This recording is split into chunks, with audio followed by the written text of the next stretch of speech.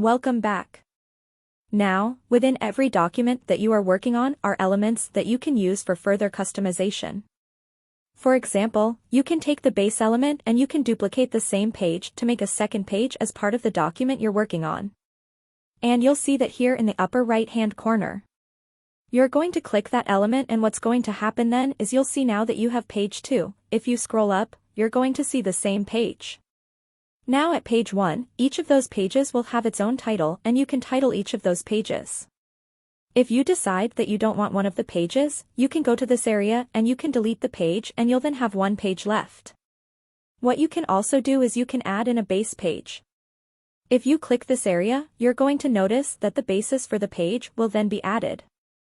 If you want to have a similar background for another page that you are creating, since your documents autosave, you're going to want to go to this top area and you're going to want to write in a title for your document. That's going to be unique, and this title will autosave and be available to you on your homepage for Canva. Now, as you work on your document, you can scale down or scale up the document. So if you want to see more of the document, you can scale it down so you can see more of it on a page, or you can scale it up so that you'll be able to see it in more detail and scroll to fit what you want to see.